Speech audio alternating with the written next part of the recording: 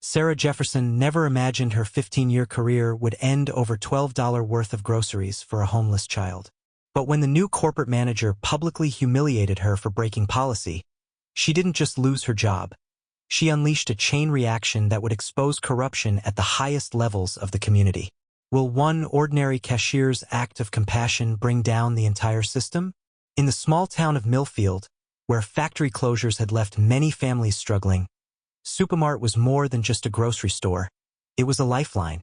For 15 years, Sarah Jefferson had been the face of Register 3, greeting customers with the same warm smile that had earned her Employee of the Month 12 times. Sarah wasn't just any cashier. As a war widow raising her teenage daughter alone in their modest home on Oak Street, she understood hardship intimately. Her husband Robert's military photo still sat beside her register, a quiet reminder of sacrifice that most regulars knew not to mention. 6 months ago, everything changed when corporate sent Richard Winters to optimize operations. A former military man himself with cold eyes and an even colder demeanor, Richard had already forced 3 longtime employees into early retirement. His cost-cutting measures were felt throughout the store: reduced hours, eliminated employee discounts, and most controversially, a new zero-tolerance policy on theft. Every penny counts, Richard would announce during morning meetings. Theft costs this company millions annually. Anyone enabling it will be terminated immediately. Sarah had watched Richard's changes with growing concern. The community was suffering. The Veterans Center where her husband had once received care was underfunded. The food bank had closed, and more families were sleeping in cars each month. "We used to be about community," whispered Margaret, a fellow cashier, as they watched Richard post the new policy in bold red letters. "Now we're just about profit." Sarah nodded, straightening her name tag, the same one she'd worn for 15 years. She couldn't afford to lose this job. Not with her daughter's college applications due and the mortgage payment already 2 weeks late. "Just keep your head down," she told herself each morning. "Just follow the rules." But rules, Sarah would soon discover, were sometimes meant to be broken. And that decision would cost her everything and change everything. The morning it happened was unusually cold for October. Sarah had just started her shift when she noticed them, a woman and small boy, their breath visible in the unheated entryway of SuperMart. Sarah recognized the woman from the homeless shelter where she volunteered on weekends. Elena, a former nurse whose life had spiraled after her husband's death. Her son Michael clutched a small, dented toy truck, his only possession after they'd lost their apartment. Elena nodded slightly at Sarah, embarrassment evident in her downcast eyes as she guided Michael through the aisles. Sarah watched discreetly as they selected items with careful deliberation.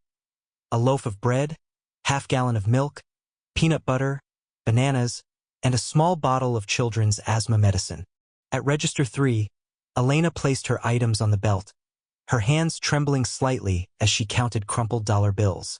Michael stood silently beside her, his too small coat zipped to his chin, the toy truck clutched tightly. "That'll be $23.47, Sarah said gently.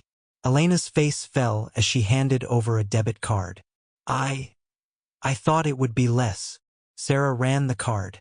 "Declined. Maybe try again?" Elena whispered, though both women knew the result wouldn't change. Sarah glanced around. Richard was in his office, visible through the glass window, reviewing security footage as he did every morning. The assistant manager who'd been eyeing Sarah's position was stocking shelves nearby. "The medicine," Elena whispered, voice breaking. "Michael's asthma. We ran out yesterday." Sarah looked at the boy whose eyes, so like her late husband's, were fixed on his shoes. "My husband was a veteran too," Elena added softly. "PTSD. The VA failed him just like they failed yours." In that moment, Sarah made her decision. With practiced movements, she slid the medicine and food into bags while only scanning the bananas. "That'll be $11.23, she said loudly enough for anyone listening, then whispered, "Go, quickly." "Thank you," Elena murmured, tears welling. "I'll pay you back. I promise." "Pay it forward someday," Sarah replied, watching them hurry out, never imagining those would be her last moments as a SuperMart employee. The morning rush had just begun when Sarah felt a presence behind her. Richard Winters stood with arms crossed, his assistant manager Julie hovering nearby with a smug expression. "Ms. Jefferson," Richard's voice cut through the beeping registers. "My office. Now." Customers turned to watch as Sarah followed Richard past the customer service desk. Through the glass walls of his office, security footage played on a large monitor, showing Sarah's transaction with Elena in crystal-clear definition. "Explain this." Richard pointed to the screen, pausing where Sarah clearly bagged unscanned items. "Sir, that woman's son has severe asthma. They're living in their car after—" "I don't care if they're living on Mars," Richard interrupted. "You stole from this company." "It was $12 worth of necessities for a child," Sarah said, her voice steady despite her racing heart. Richard's laugh was cold. "You think that matters? Rules exist for a reason, Jefferson. I would have thought another military family would understand that." The revelation stunned her. "You know about my husband?" "I know everything about my employees." He tapped a file on his desk with her name on it. "Including the fact that you've been hiding merchandise for that woman before." Sarah froze. Julie must have been watching her for weeks. "The system works when everyone follows the rules," Richard continued. "I served too. Men died because others broke protocol. Or perhaps your husband didn't understand that either." The cruel comment made Sarah's blood boil. "Don't you dare speak about Robert. Your employment is terminated, effective immediately. Turn in your name badge." As Sarah unclipped her badge, the door opened. Elena stood there, Michael clutching her leg. "Please," Elena said. "It was my fault. Don't punish her for helping us." Richard's face hardened. "Security will escort both of you out. And if you ever enter this store again, I'll have you arrested for trespassing." Julie smiled as she took Sarah's badge. "I'll take over Register 3. Sarah realized then, this had been Julie's plan all along. She'd been waiting for Sarah to make a mistake. As security arrived, Sarah saw something she didn't expect on Richard's desk. A memo about the store's withdrawal from the Community Food Bank program. He'd known exactly how desperate families like Elena's were, and didn't care. The morning shoppers fell silent as security flanked Sarah. Richard Winters followed them onto the sales floor, voice projecting for maximum audience. "Let this be an example of what happens when employees steal from the company," he announced. 15 years of service doesn't exempt anyone from consequences." Sarah kept her eyes forward, cheeks burning as she passed familiar faces. Mr. Johnson, who always asked about her daughter. Mrs. Williams, who brought homemade cookies every Christmas. 15 years of relationships reduced to awkward, averted gazes. An elderly woman stepped forward, Mrs. Peterson, a retired schoolteacher who'd taught most of the town's children. "This is absurd," Mrs. Peterson declared, opening her purse. "I'll pay the $12 right now." Richard stepped between them. "This isn't about money. It's about trust. About integrity." "No," Mrs. Peterson countered. "It's about compassion. Something you clearly lack." Richard dismissed her with a wave. "Security, please continue." The walk of shame continued past every register, every department. Julie was already being installed at Register 3, sliding Sarah's personal items, Robert's photo, her daughter's drawing, into a box as if they were contaminated. Outside in the parking lot, Elena tried to approach. "Please," she begged the security guard. "Let me talk to her." "Step back, ma'am," the guard warned, "or we'll call the police." Sarah shook her head at Elena, silently telling her to go. This wasn't her fault. Finally alone in her car, Sarah's composure crumbled. Her fingers trembled as she opened her wallet, finding the worn photograph of Robert in his uniform. "What am I going to tell Amy?" she whispered, thinking of their daughter. "How will we make rent?" The tap on her window startled her. A man in a shabby army jacket stood there, Frank, a homeless veteran who often collected cans in the parking lot. Sarah had slipped him coffee on cold mornings for years. "Ms. Jefferson," he said when she cracked the window. "I saw what happened. He held up a phone, an unexpected possession for a homeless man. And I recorded everything. The way he talked about your husband. That ain't right. Veterans take care of their own. Always have, always will. In that moment, as Sarah stared at Frank's determined face, she realized this humiliation wasn't the end of her story. It was just the beginning. Elena approached despite the security guard's warning, Michael clutching her hand. She reached through Sarah's car window, offering a crumpled $20 bill, clearly everything she had. I can't. Sarah pushed it back. You need that more than I do. This is my fault. Elena's voice cracked. I never meant for. You're not the first person I've helped, Sarah admitted quietly. Just the first time I got caught. Frank stepped closer. Ms. Jefferson helped my buddies and me plenty of times. Never asked for nothing in return. Frank's weathered face told a story similar to Robert's. A soldier who'd returned home only to find home had changed. His hands, steady as they held the phone, bore the same calluses as her husband's had. I served with a Jefferson in Afghanistan, Frank said suddenly. Robert Jefferson saved my life during an ambush outside Kandahar. Sarah's breath caught. That was my husband. Frank nodded solemnly. I thought so. Got the same kind eyes. He glanced toward the store. Your husband was a hero who followed his conscience over orders. Seems you do the same. He showed her the video he'd captured. Richard's cruel words about Robert, the public humiliation, all of it. This ain't right, and I'm gonna make it right. How? Sarah asked. He's the manager. I'm just a cashier. Correction. Frank's eyes flashed with determination. You're the widow of a Silver Star recipient who just got publicly disrespected by a corporate suit. And I've still got some friends who care about that sort of thing. As Frank spoke, Sarah noticed other customers emerging from the store, many shooting disgusted looks towards SuperMart before approaching her car. We all saw what happened, said Mr. Johnson, a regular customer for a decade. That new manager's been running this place into the ground. Mrs. Williams nodded. You've helped half this town at some point, Sarah. Now it's our turn. Frank pulled out his phone again. One call to the local VFW, one post online, and by noon, this parking lot's gonna be full of people who remember what community means. For the first time since leaving the store, Sarah felt something beyond despair. A flicker of hope that perhaps this wasn't just about $12 after all. Frank's prediction proved accurate. By noon, the SuperMart parking lot had transformed. Veterans in military caps stood shoulder to shoulder with townspeople holding hastily made signs. Sarah served U.S. for 15 years and shame on SuperMart. Inside, Richard paced nervously, phone pressed to his ear. Sir, I followed corporate policy to the letter. The employee was clearly stealing. The crowd outside had doubled again. Local news vans pulled up, reporters already broadcasting live from the scene.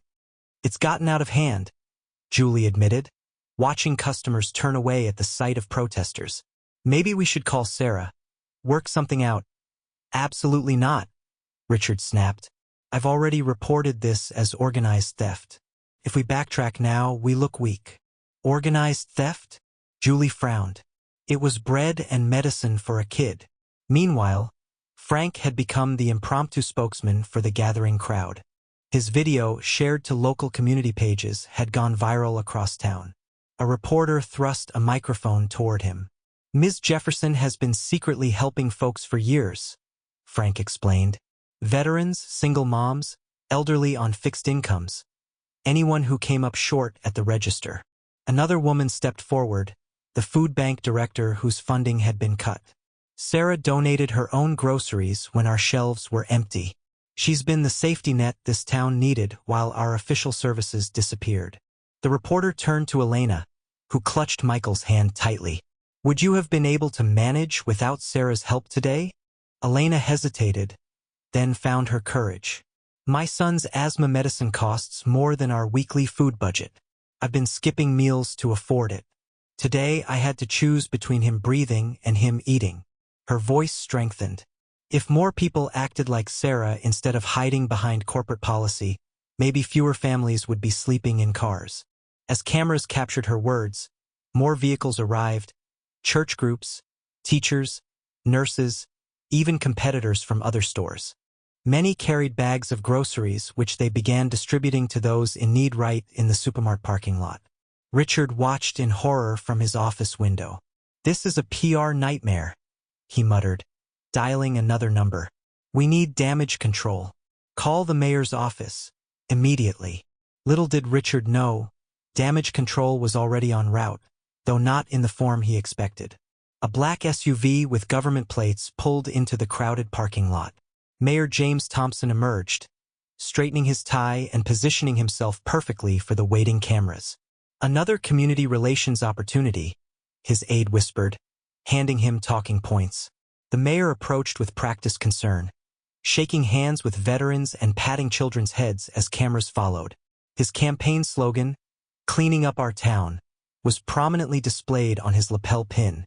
"What's happening here today is unfortunate," the mayor began once he reached the media microphones. "SuperMart has been a valued corporate partner in our community." Frank stepped forward. "Valued partner? They just fired Sarah Jefferson for helping a homeless child." The mayor's smile tightened. "I'm not familiar with the details, but I'm sure there are policies." "Cut the bull, James," called a voice from the crowd. An elderly man pushed forward, Dr. Reynolds, the former town physician. "You know exactly who Sarah is. She's cared for your mother every Thursday for years. Drove her to appointments when you were too busy campaigning." The mayor's public face slipped momentarily. "This is a private business matter." "Nothing's private anymore," Frank replied, holding up his phone. The video played loudly, Richard's voice clear as he mentioned the mayor's initiative to clean up the town. A reporter pushed closer. "Mayor Thompson, is it true that Richard Winters is your brother-in-law? That you helped place him in this management position?" The question caught everyone by surprise, everyone except Elena, whose eyes narrowed with recognition.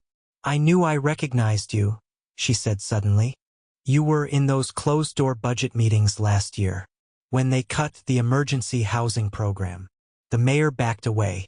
"I don't know what you're talking about." But Elena wouldn't be silenced. "I worked in municipal accounting before I lost my job. You redirected social service funds to your campaign donors' businesses, including SuperMart's parent company."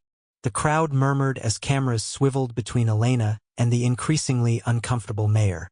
"These are serious accusations," the mayor began, but Frank interrupted by playing more of the video, a damning private conversation between Richard and the mayor about cleaning out the riffraff to make way for luxury developments.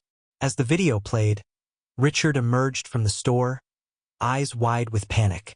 The mayor's expression confirmed what the crowd was beginning to understand. This wasn't just about Sarah anymore. It was about a system designed to fail the town's most vulnerable citizens. "These accusations are absurd."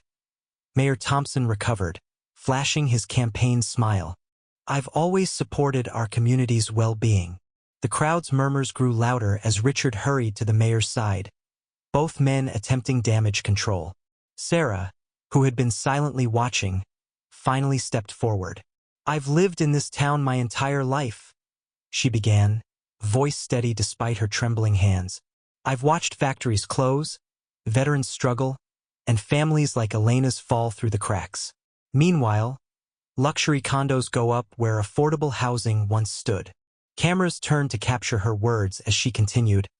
"For 15 years, I've watched customers choose between medicine and food.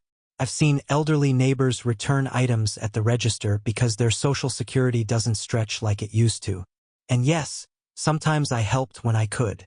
Elena joined her, finding courage in Sarah's example. "When I discovered financial irregularities in the municipal budget last year, I reported them through proper channels. 2 weeks later, my position was eliminated. 3 months later, we lost our apartment." The mayor interrupted. "These are complicated matters of civic planning." "No," Frank cut in. "These are simple matters of right and wrong." He pressed play on another damning clip, the mayor and Richard discussing how to accelerate property values by removing certain elements from the town. Mrs. Peterson pushed through the crowd. "I taught both of you," she addressed the mayor and Richard. James Thompson, you wrote an essay in my 8th grade class about serving your community. What happened to that boy? Richard attempted to pull the mayor away from the growing confrontation. We should continue this conversation in private. Nothing about this should be private, Sarah declared. Not the budget cuts that closed our food bank. Not the zoning changes that pushed out affordable housing. Not the corporate policies that punish compassion. The crowd erupted in applause. Local business owners stepped forward with stories of similar pressure tactics. Former municipal employees confirmed Elena's claims about fund misappropriation. In a desperate attempt to regain control, the mayor raised his hands. As your elected official, I promise a full investigation into these concerns. His words were cut short by the arrival of another vehicle. A sleek black Bentley with a distinctive license plate, SuperMart 1. The crowd parted as an elderly man emerged from the Bentley. Despite his 80 years, Charles Winters stood straight and commanding. As founder and CEO of SuperMart's parent company, his presence instantly silenced the gathering. Dad, Richard stammered. I can explain. Charles held up his hand. I've heard enough. His voice, though soft, carried across the parking lot. I built this company from a single corner store 50 years ago. My first customers were my neighbors, people who trusted me to provide fair prices when times were tough. He surveyed the scene, the protesters, the homeless families, the nervous mayor. I didn't build SuperMart to become the villain in towns like this. Richard stepped forward. Sir, I was implementing the cost-cutting directives from corporate. My directives were to optimize operations, not destroy communities. Charles interrupted sharply. He turned to Sarah. Ms. Jefferson, I understand you broke company policy today. Sarah nodded, standing her ground. Yes, sir, I did. Charles's weathered face softened. My mother died when I was 8. A local grocer let my father take food on credit for months afterward. That man never became rich, but he saved our family. He glanced at Elena and Michael. Some debts can never be repaid with money. The crowd watched in stunned silence as Charles Winters pulled out his wallet and extracted an antique SuperMart employee card. My first employee badge. I wore it while stocking shelves and working register. Rules printed on the back. Serve your community first. The profits will follow. He turned abruptly to Richard. You're fired. Effective immediately. The mayor stepped forward nervously. Charles, perhaps we could discuss this privately. Mayor Thompson, my company has donated generously to your campaigns. Charles acknowledged. I assumed those funds would support community services, not eliminate them. He gestured to his driver, who brought forward a briefcase. These are documents my legal team has been assembling for months. A complete audit of municipal funds under your administration. Elena gasped. That's what I was working on when I was fired. Charles nodded. Anonymous tip from a former city employee led us to investigate. I believe state authorities will find these documents. Illuminating. As if on cue, 2 unmarked cars pulled into the parking lot, state investigators arriving with perfect dramatic timing. Mayor Thompson's face drained of color as the state investigators approached. This is a misunderstanding. Save it for your deposition, James, Charles said firmly.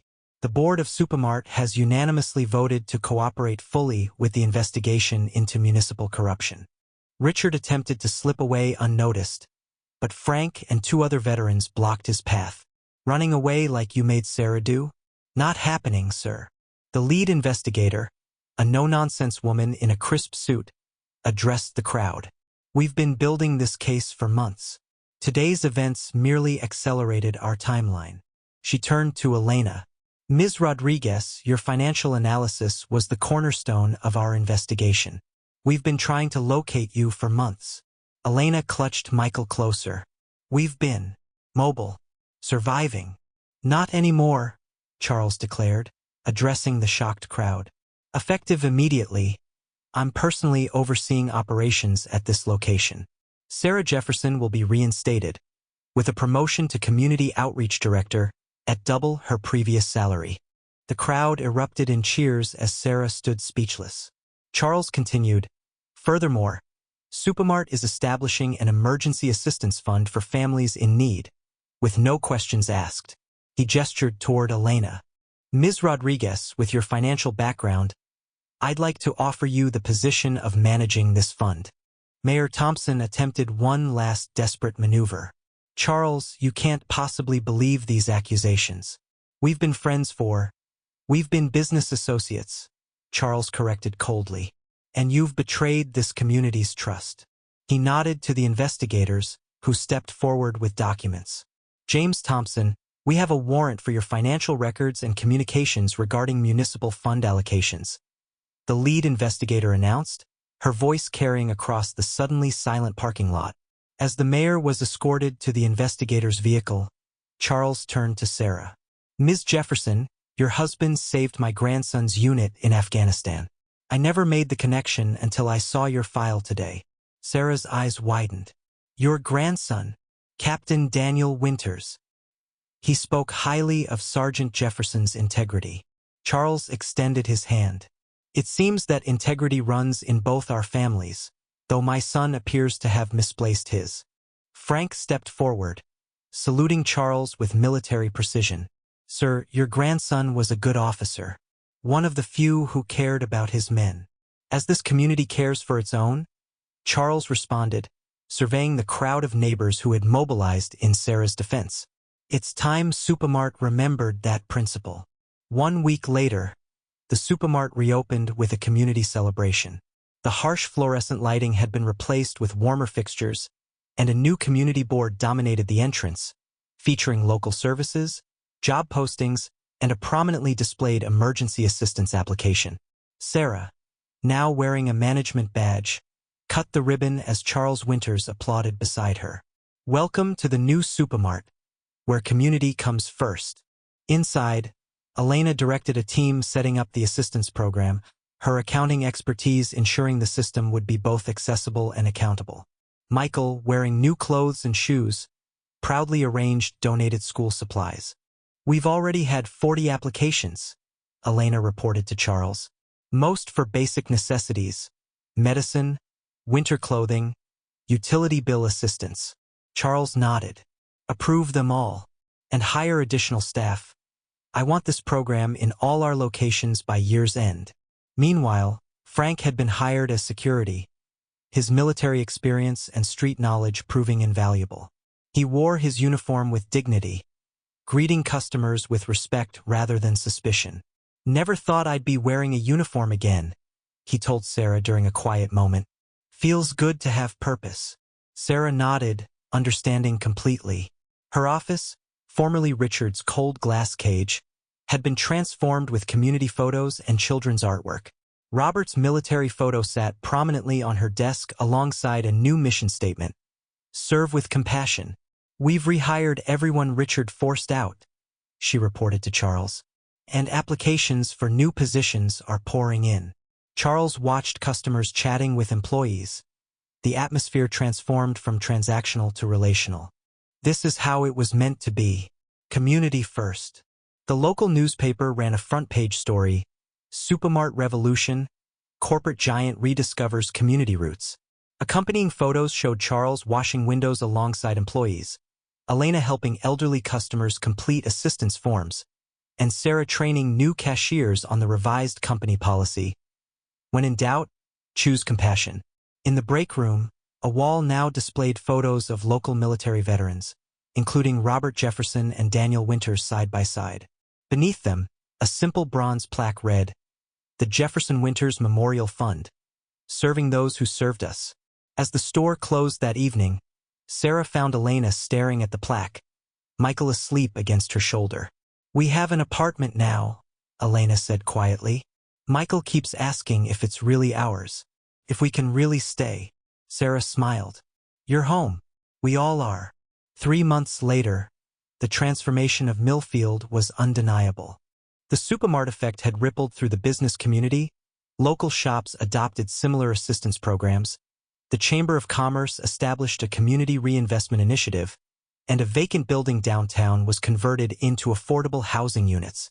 At a community forum, Sarah presented the results of the SuperMart program. emergency assistance provided to over 200 families, 30 homeless veterans placed in housing, and a new job training program that had already graduated its first class.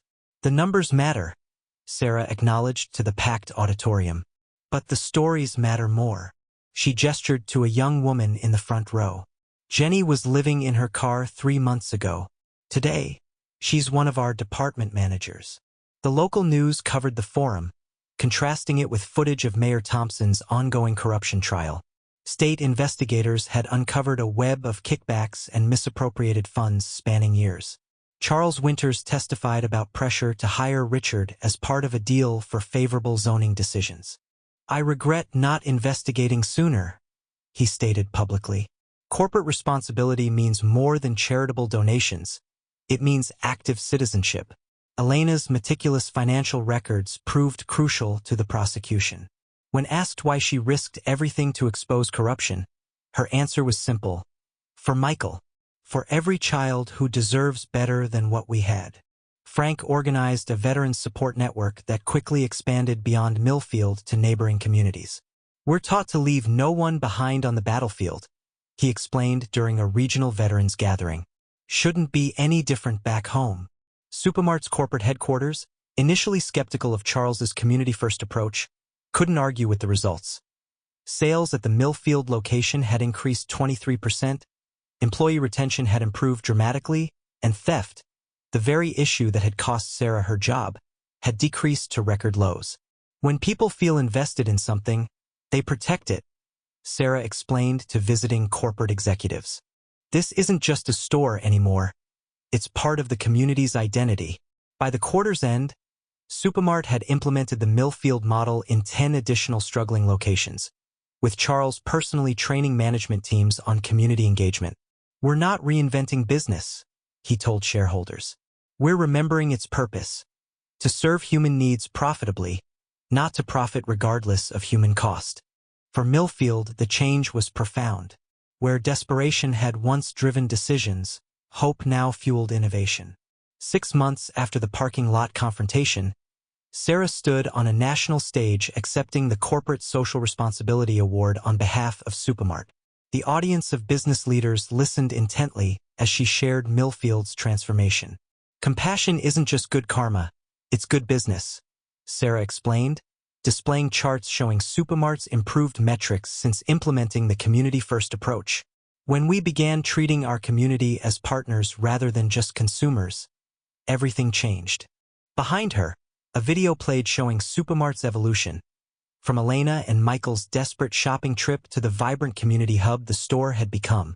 The final image showed Michael, now thriving in school, his asthma properly managed, cutting a ribbon on the store's new education center. What began with a $12 act of compassion has generated millions in community investment, Sarah concluded. "The math is clear. Kindness compounds with interest." After the ceremony, Charles approached with unexpected news. "Sarah, the Veterans Affairs Office called. They've reviewed Robert's case as part of the investigation into the mayor's administration." Sarah's heart raced. For years, she'd fought for Robert's full benefits, only to be repeatedly denied by the local VA office, which, they now knew, had been influenced by the mayor's corruption. "They've approved his posthumous Silver Star and full benefits, retroactive to his discharge date," Charles explained gently. "The back pay and benefits will be deposited next week." Later that night, Sarah called her daughter at college, the education now fully funded by Robert's rightful benefits. "Dad finally got his recognition," she said through tears. "Everything we fought for." In Millfield, the changes continued. The old homeless shelter where Elena and Michael had once sought refuge was demolished. In its place rose the Veterans Community Center, funded by SuperMart and staffed primarily by program graduates. Elena now directed a staff of 10, managing assistance programs that had expanded beyond emergency aid to include education grants, small business loans, and healthcare partnerships. Her accounting skills had uncovered additional funding sources, stretching every dollar to maximum impact. "We're not just helping people survive anymore," she told a community board meeting. "We're helping them thrive." The state investigation had expanded to neighboring towns, uncovering similar corruption patterns. Charles Winters testified at multiple hearings, his forthright testimony crushing the business-as-usual defense offered by indicted officials. "There is no business case for corruption," he stated firmly, "and no profit margin worth a community's trust." 1 year to the day after Sarah's firing, a crowd gathered outside SuperMart, not in protest, but in celebration. The parking lot had been partially converted into a community plaza, with a playground where Michael and other children now played safely. Sarah, standing where she had once experienced her greatest humiliation, now cut a ribbon to open the Robert Jefferson Memorial Community Center, a permanent resource hub connecting residents to services, education, and employment opportunities. Robert believed that the measure of a person wasn't in their victories, but in how they helped others rise. Sarah told the crowd, her daughter Amy standing proudly beside her. The town had transformed statistically as well. Homelessness had decreased by 67%, employment was up 18%, and community health indicators showed marked improvement. National media dubbed it the Millfield Miracle, a case study in community revival. Charles Winters, having won the mayoral special election by a landslide, announced a 5-year community development plan focused on affordable housing and small business support. Frank, now director of Veteran Services, led a program that had helped dozens of former soldiers find housing and employment. "We created a battle plan for civilian life," he explained to visiting officials studying the Millfield model. "And we're winning." Michael, standing among his classmates from the newly funded after-school program, presented Sarah with a handmade card signed by dozens of children. "Thank you for helping my mom," he said simply, his once shy voice now confident and strong. "You're our superhero." The statistics were impressive, but the human stories were what truly measured Millfield's transformation. Families reunited, veterans supported, children thriving, and a community rebuilt on the foundation of mutual care. In the quiet evening, Sarah placed flowers at Robert's grave, newly adorned with his proper military honors. "We finally fixed it," she whispered, touching his name engraved in stone. As she turned to leave, the camera pulled back to reveal dozens of community members standing in silent support behind her. Michael stepped forward, placing his toy truck, now repaired, on the grave in tribute. Sometimes the smallest act of compassion can topple the tallest towers of corruption. What will your $12 change? #Cashier fired for letting poor family skip $12. Minutes later, the city mayor appears,